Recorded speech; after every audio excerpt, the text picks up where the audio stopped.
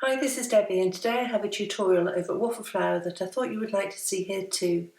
I'm going to be creating a pair of quick and easy, totally cute cards using the Stitched Cacti stamp set paired with Lacy Layers dies.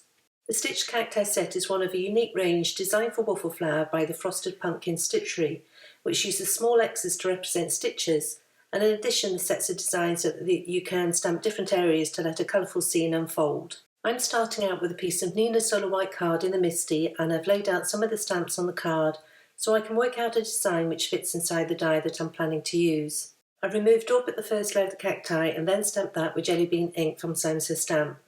I stamped the image a second time to make sure I got a really good solid impression, and that's one of the advantages of a stamp positioner, is that you can repeat stamp until you are happy with your stamping. I have to say that my stamping has improved no end since I regularly use the Misty. Another advantage of a stamp positioner is that you can use it to easily create multiples of your project.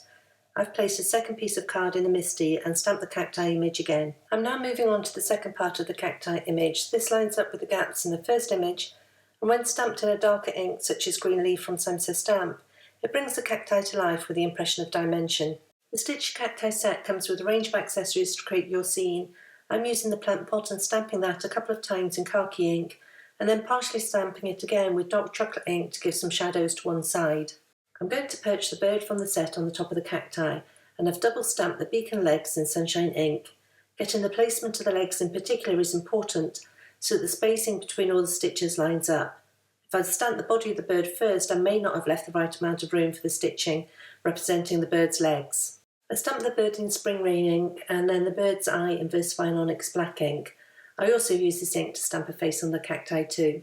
The stamping is almost complete now. All that's left to do is to stamp the sentiment, and I choose a Happy Rose apple ink and stamp the sentiment several times to get a good impression. As I was stamping each element of the scene, I repeated the stamping on my second card so that I'm left with two cacti scenes at the end. I'm now going to move on to a little die cutting.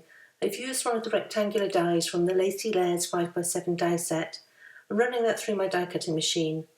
This die cuts not only the rectangular panel, but also a lovely defined stitch pattern around all the edges. I'm now going to use one of the lacy dies from the same set.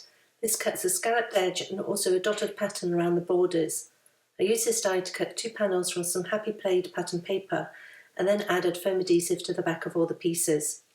I layered the stamped cacti rectangular panels onto the scalloped pattern paper panels, and love how that Happy Played pattern paper sets off the colours in the stamping. For the card bases, I cut a piece of fog card from Simon Says Stamp into two 5.5 pieces, and then scored them on the long side at 4 1/4 to create two side-folding A2 cards.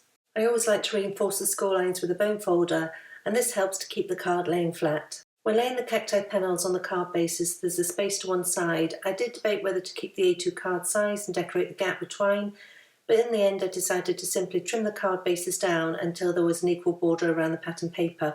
I then removed the foam adhesive backers and added the panels to the card bases to finish this pair of super cute stitched cacti cards.